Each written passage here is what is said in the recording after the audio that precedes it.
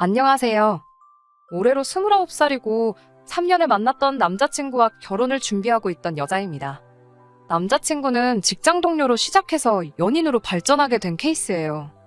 회사가 그래도 어느 정도 규모가 있는 회사고 부서가 달라서 회사 생활 2년 하는 동안 남자친구라는 사람 자체를 모르고 지냈어요.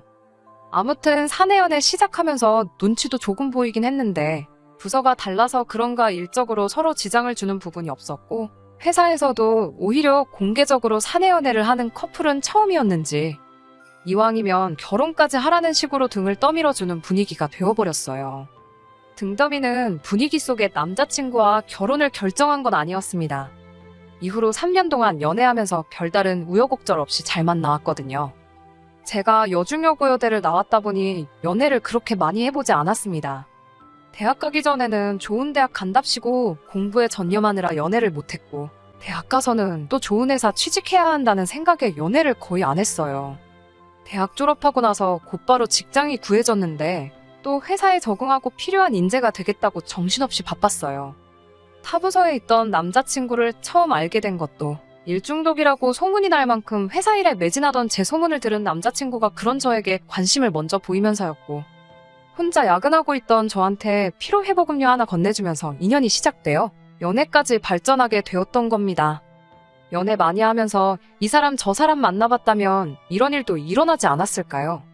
그래도 그 당시에 남자친구가 다른 사람들과 비교했을 때 달리 보였던 건 다른 또래 남자들하고는 다르게 허세도 없고 술, 담배도 안 하는 바른 생활 청년이라는 점이었어요.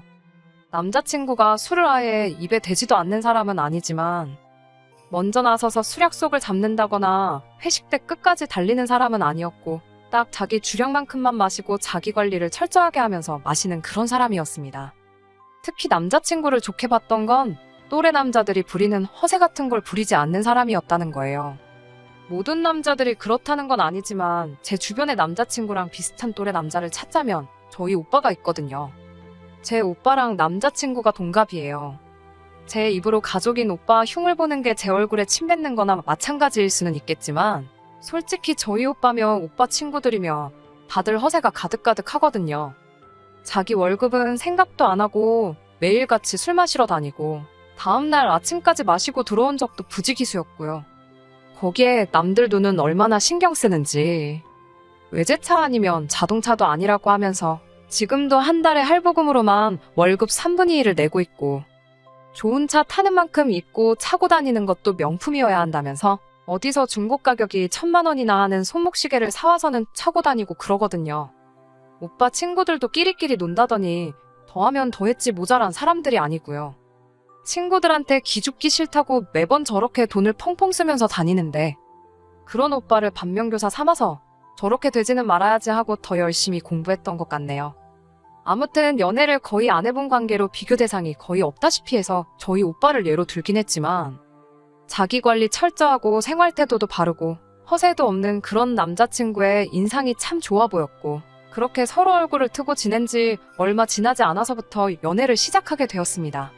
그렇게 3년이란 긴 시간 동안 연애를 하니 회사에서도 청첩장은 언제 돌릴 거냐 하면서 농담 반 진담 반으로 결혼 이야기가 동료 직원들 사이에서 먼저 나올 정도로 회사 내에서는 유명한 공인 커플이 되어 있었습니다.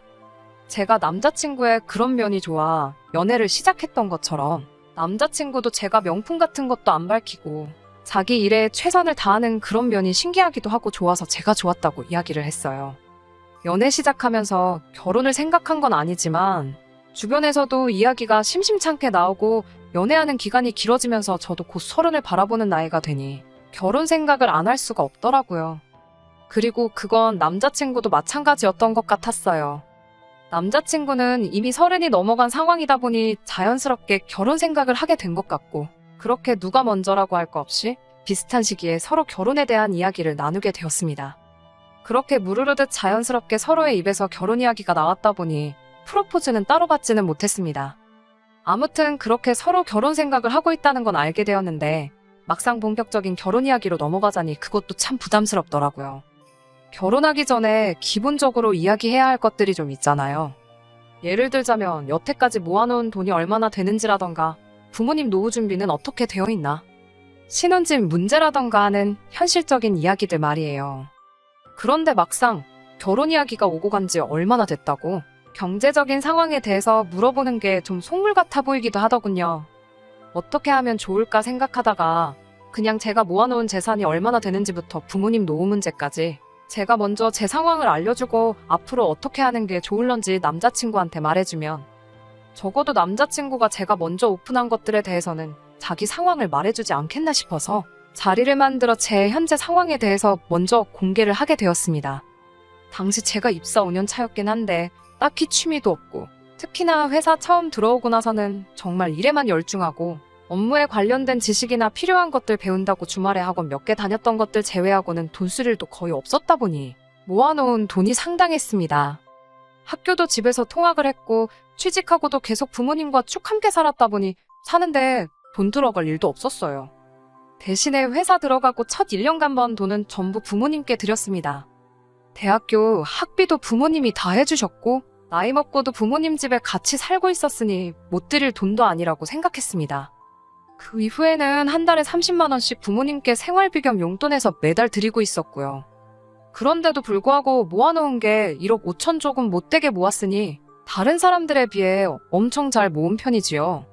그런데 남자친구가 모아놓은 돈이 저랑 비교했을 때 많이 적더라고요. 별다른 취미생활을 가지고 있던 것도 아니고 과소비 안 하는 알뜰한 성격이라고 생각했는데 제가 모은 돈의 반의 반조차도 안 되는 2천만 원이 남자친구 저금의 전부였습니다. 같은 회사다 보니 대충 연봉이 얼마인지는 제가 어느 정도 짐작하고 있거든요. 심지어 남자친구는 저보다 입사를 2년 먼저 했으니 그만큼 회사 생활도 더 오래 했다는 소리고 연봉 또한 제가 받는 것보다 훨씬 많을 텐데 모아놓은 돈이 없어도 너무 없다는 생각이 들었어요.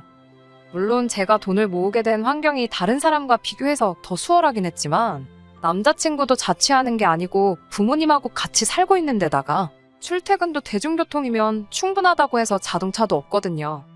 대놓고 실망한 티는 내지 말아야겠다고 생각했는데 제 표정에서 당황한 기색이 역력했는지 남자친구가 모아놓은 돈이 별로 없어서 놀랐냐며 제 생각을 읽어버리더군요. 이왕 이렇게 된 거 솔직하게 말해야겠다 싶어서 남자친구한테 모아놓은 돈이 내가 생각한 것보다 너무 적어서 놀랐다고 말했습니다. 그랬더니 남자친구가 그렇게 나올 줄 알았다며 사실은 그게 아니랍니다. 자기도 미래를 미리미리 준비하는 성격인 거 모르냐면서 사실은 자기가 미래를 위해서 회사 들어오자마자부터 집을 한 채 해놓느라고 그런 거래요. 당장 통장에 돈이 부족하지만 집이 있는데 뭐 더 말할 게 있냐고 하더라고요. 속물같이 괜한 걸로 오해를 했나 싶어서 제가 다 민망하다고 남자친구한테 사과까지 했습니다. 남자친구는 대수롭지 않은 듯 그럴 수 있다고 자기는 충분히 이해한다며 괜찮다고 제 사과를 받아줬고요.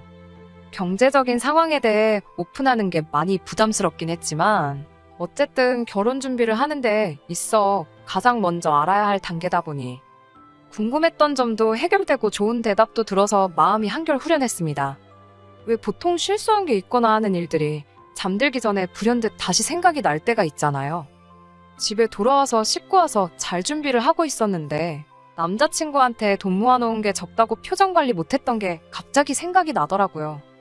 미안하다고 사과도 했고 남자친구도 괜찮다고 말해주기는 했지만 제가 돈 모아봐야 얼마나 모았다고 다른 사람도 아니고 남자친구가 모아놓은 돈이 적다는 걸 알았을 때 실망을 했던 제 자신을 돌이켜보며 나도 아닌 척하지만 조금 속물인 부분이 있었구나 자기 반성을 하고 있었는데 뭔가 말이 앞뒤가 안 맞는다는 생각이 불현듯 드는 거예요.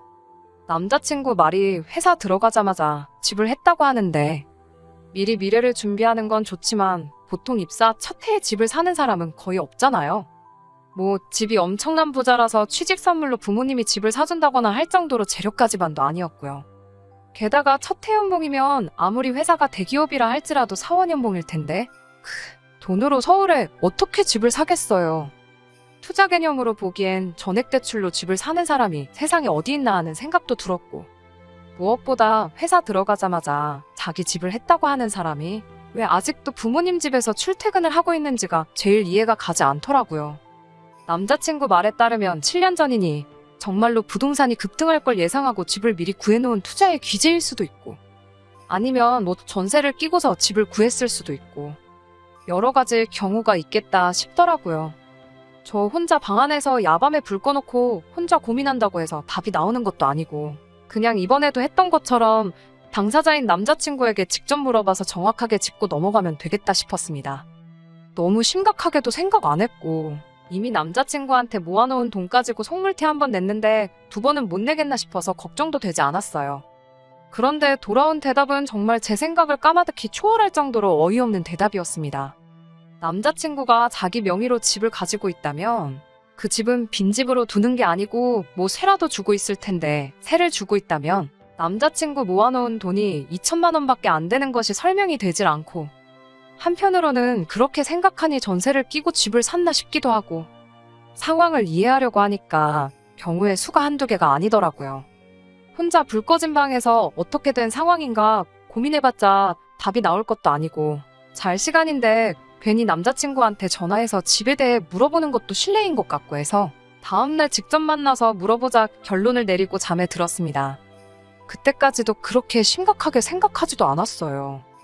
어차피 이미 돈 때문에 한 번 속물티를 냈는데 두 번은 못하겠나 싶었고 남자친구도 뭐 숨기는 거 없이 대답을 잘해줬으니 물어보면 당연히 대답해주겠다 싶었습니다.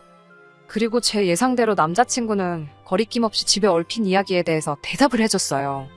그리고 저는 그날 3년 연애에 결혼까지 생각했던 남자친구와의 인연의 종지부를 찍고 아예 남남으로 살아가자고 파혼 선언을 해버리고 말았습니다. 남자친구가 해놨다고 한 집은 다른 집이 아니고 지금 부모님과 함께 살고 있는 그 집이었어요.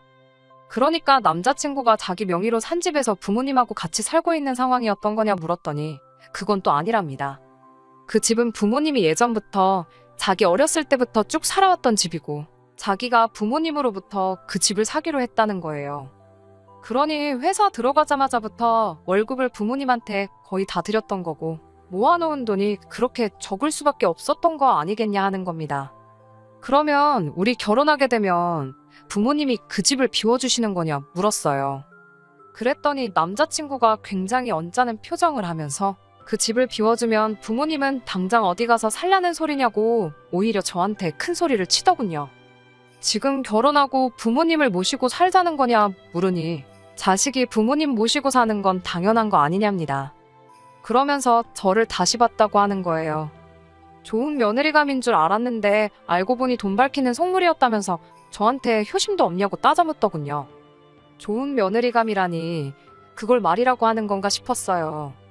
좋은 배우자감이라면 모를까 결혼 상대를 고르는데 중요한 게 배우자가 얼마나 현명한지 그런 걸 찾는 게 아니고 시부모한테 좋은 며느리가 될 수 있는 사람을 찾는 거란 소리나 마찬가지잖아요. 그리고 당신 부모님을 모시고 살자는 소린데 거기서 나한테 왜 효심을 찾냐고 말했어요. 내가 효심이 있으면 우리 부모님을 모시고 살지 당신 부모님을 모시고 살겠냐고요. 제 말이 틀린 게 하나도 없으니 남자친구가 아무 말도 못하고 쩔쩔매고 있더군요. 부모님이 갈 곳이 없는데 그렇다고 결혼하니까 살던 집에서 내쫓아버릴 수도 없는 노릇 아니냐길래 여태 드린 돈은 어디다 쓰시고 갈 곳이 없다고 하는 거냐 따졌어요. 그랬더니 남자친구가 옳지 잘 걸렸다 하는 식으로 바로 말꼬투리를 잡고 늘어지더라고요. 여태 드린 돈이라고 해봐야 아직 한참 멀었다고. 2억 5천 하던 집이 5억이 됐는데 이제 절반밖에 안 들였으니 5억 채울 때까지는 모시고 살아야겠다고 하더라고요. 그럼 앞으로 계속 집값이 오르면 오르는 대로 그 돈을 채워줄 거냐고 물었습니다. 그리고 부모님이 그 돈을 받으시면 그건 부모님이 아니라 사기꾼 아니냐고 저도 강하게 나갔어요. 애초에 남자친구가 7년 전에 사기로 한 집이 부모님이 사는 그 집이 아니고 그냥 제대로 된 집을 샀으면 2억 5천에 산 집이 5억으로 2배 이상 이득을 본 거나 마찬가지인 거 아니냐고. 그런데 부모님이 7년 전에 명의이전 해주기로 한 집이 지금 집값이 2배가 됐으니 나머지 돈을 내놓기 전까지 안 해준다고 우기면 당신 부모님한테 사기당한 거나 마찬가지인 상황이라고요. 그랬더니 정작 중요한 건 생각 안 하고 저보고 지금 자기 앞에서 자기 부모님을 사기꾼이라고 했냐고 말 다 했냐고 따지더군요. 그러더니 한다는 소리가 제가 모은 돈 2억 있지 않냐고 그 돈 주고 자기 부모님 살 집을 구해오면 그러면 부모님한테 집 비워달라 하겠다고 하는 거예요. 내가 미쳤다고 뼈 빠지게 모은 돈으로 당신 부모님 집을 왜 해주냐 따지니까 어차피 자기 부모님 돌아가시면 자기 외동아들인데 부모님 전 재산이 다 우리들 거 되는 거 모르냐입니다. 어차피 돌려받을 돈이나 마찬가지니 따지고 보면 자기 부모님이 제 돈을 관리해주는 거고 그걸로 집을 사면 집값이 오를 테니 불려서 주는 거나 마찬가지라고 제가 손해보는 게 하나도 없다는 헛소리를 하네요. 욕심도 없고 허세도 없고 바른 생활 하는 줄 알았던 남자친구가 결혼까지 생각했던 그 사람이 맞나 싶을 정도로 달리 보였어요. 이쯤 되니까 이 사람이 정말 욕심이 없고 멍청해서 부모님한테 이용당하는 것도 모르고 있는 건지 아니면 반대로 다 알고서도 효도에 눈이 멀어서 모르는 척 어깃장을 부리는 건지 저도 헷갈리더라고요. 애초에 결혼 상대로 좋은 배우자가 아니라 좋은 며느리 찾던 사람인데 그 어느 쪽이던 간에 무슨 상관이 있겠냐 싶더라고요.